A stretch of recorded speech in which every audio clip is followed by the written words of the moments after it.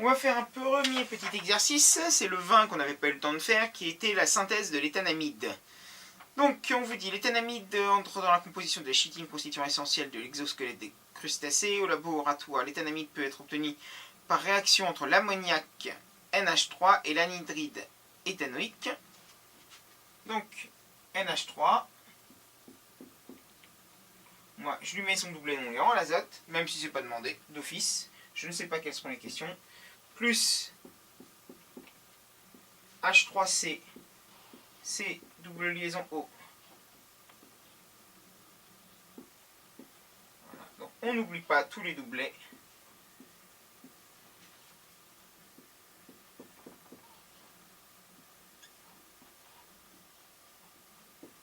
Voilà. Donc l'ammoniac. Quelle est la formule semi-développée de l'éthanamide? Alors, l'éthanamide. Donc, et, c'est 2 carbones. Amide, vous avez donc une liaison amine. Donc NH.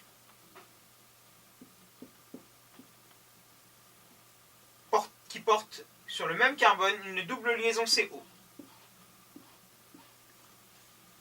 Donc ça, c'est la liaison amide. Le carbone, il en a bien 1, 2, 3, il lui manque une liaison. Et là, 3.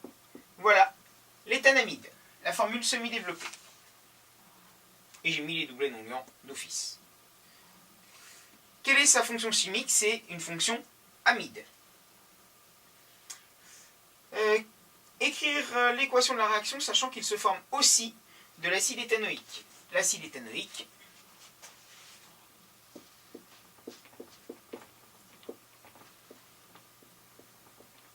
voilà l'acide éthanoïque. Donc, à partir de ça plus ça, se forme ça plus ça. Alors, comment? Donc, l'équation de la réaction avec une flèche, voilà.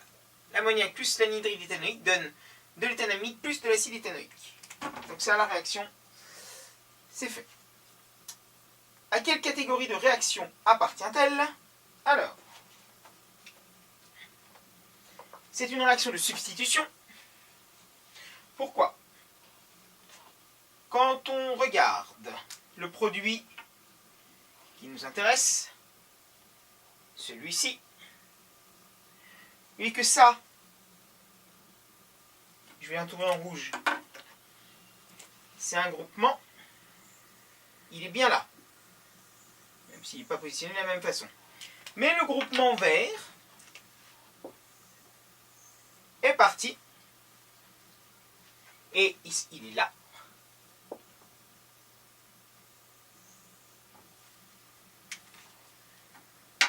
Et a été remplacé par NH2, pas 3, qui est là. Donc c'est bien une réaction de substitution.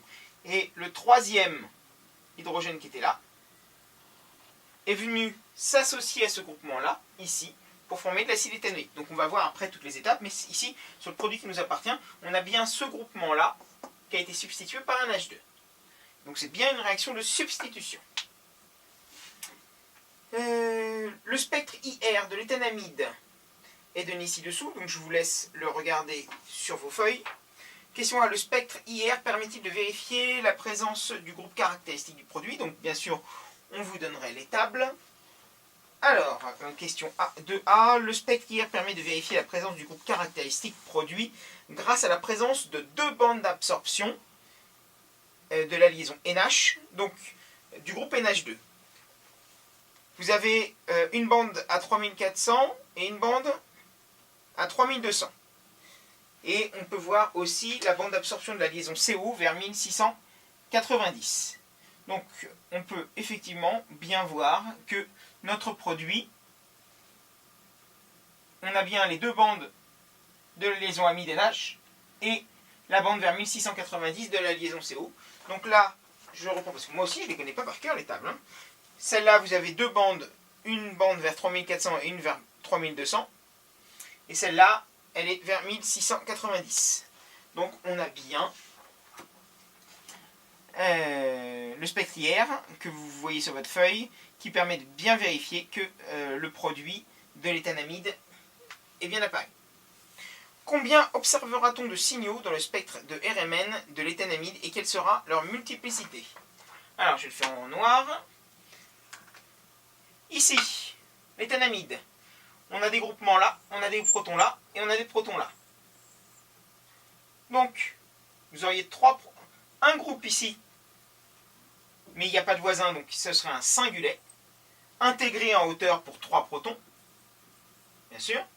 Et ici, vous auriez effectivement aussi un singulet, intégré par contre pour 2 protons en hauteur. Il n'y a pas de voisin, mais de toute façon, encore une fois, je vous avais dit que la liaison NH, c'était comme la liaison OH. Même s'il y avait des voisins, on ne les compte pas. Donc, 2 singulets, un intégré pour 3 et l'autre pour 2. Donc on aurait quelque chose comme ça.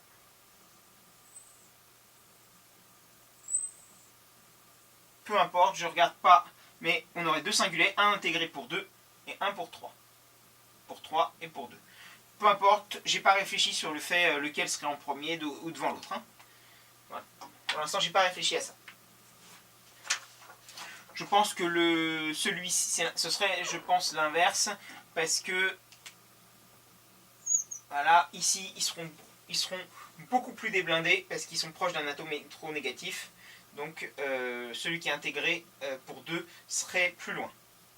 Donc, ce sera dans ce sens-là. Question d'après. Les étapes du mécanisme réactionnel sont données ci-dessous. Donc, j'écris le mécanisme réactionnel. Donc, l'étape 1, ce sera celle-ci. L'étape 2, ce sera celle-ci. Et l'étape 3, elle sera là. Donc, la première question, c'était... identifier les sites donneurs et accepteurs de doublets d'électrons dans les réactifs, dans les étapes 1 et 2. Donc, les sites donneurs, c'est les oxygènes, porteurs de double liaison, et l'azote, porteur d'une double liaison. Ici, donc, les liaisons sont polarisées, donc le carbone sera delta+, site accepteur, et ici, les hydrogènes seront site accepteur, puisque la liaison NH est bien sûr polarisée.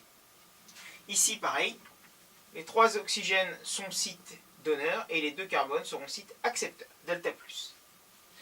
Donc, recopier l'équation, puis représenter par des flèches courbes le mouvement des doublets d'électrons, expliquant la formation et la rupture des liaisons observées.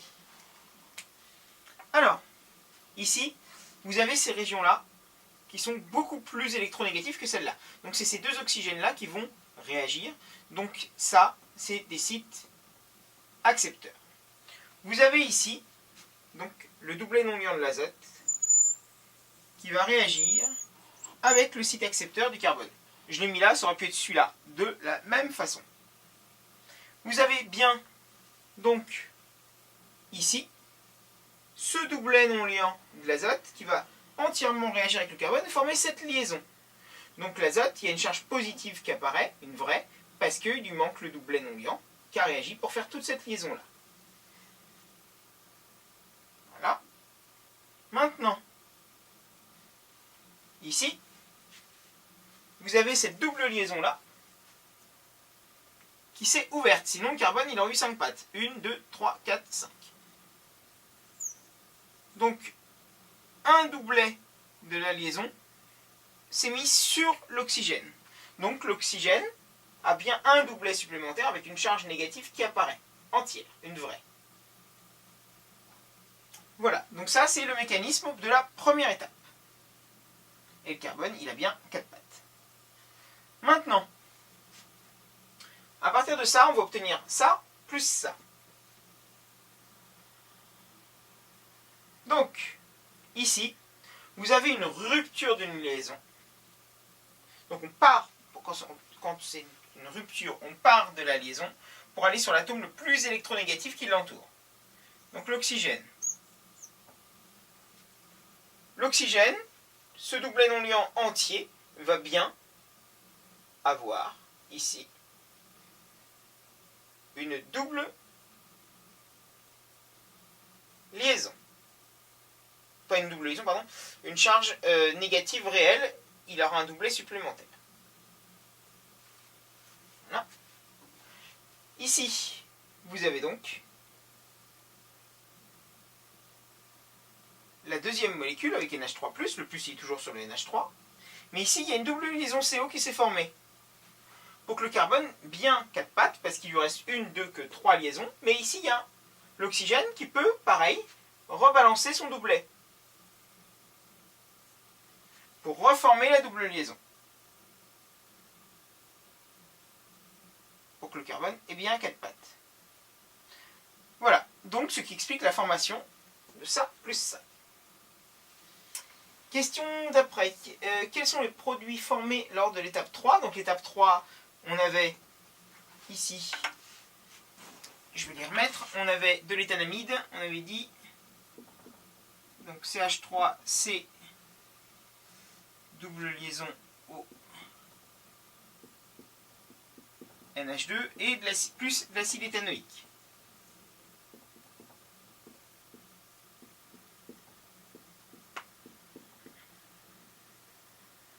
Voilà, on a ces deux produits-là qui étaient formés lors de la dernière étape. Donc comment ils se forment? Il suffit de regarder. Ici, vous avez un site donneur qui va attaquer un hydrogène. Donc, un doublet va attaquer un hydrogène. Ici. Et cette liaison-là, il y a H+, donc ici, qui va disparaître. Donc H+, tac. Donc la double liaison qui est ici va se retrouver toute seule. Donc elle va bien retourner sur l'azote. Donc on va bien avoir NH2. La charge plus va disparaître parce que ce doublet va bien venir sur l'azote, comme prévu. Et le H+, qui est parti ici, va bien se lier à O- pour faire une liaison OH ici. Donc on a bien nos deux produits qu'on voulait à la fin. Alors, l'étape 2, on vous demande quel type de réaction c'est. Donc, c'est une réaction d'élimination. Pourquoi? Sur le produit qui nous intéresse, on a bien la formation d'une double liaison. Ce groupement-là est parti. Et cette liaison double s'est reformée. Donc, on a bien une liaison double ici. Tout ça, ça ne bouge pas. Mais ce groupement-là est parti. Et il y a une double liaison qui s'est formée. Donc, c'est bien une réaction d'élimination. Pourquoi qualifie-t-on souvent la réaction de synthèse étudiée de réaction d'addition-élimination?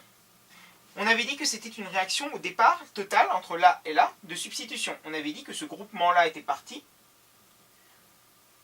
pour être remplacé par NH2. Donc c'était bien une substitution.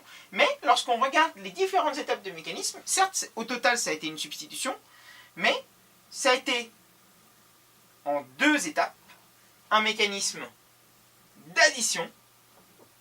On a additionné NH3 et la double liaison s'est ouverte. Donc là, vous avez eu une réaction d'addition sur l'étape 1.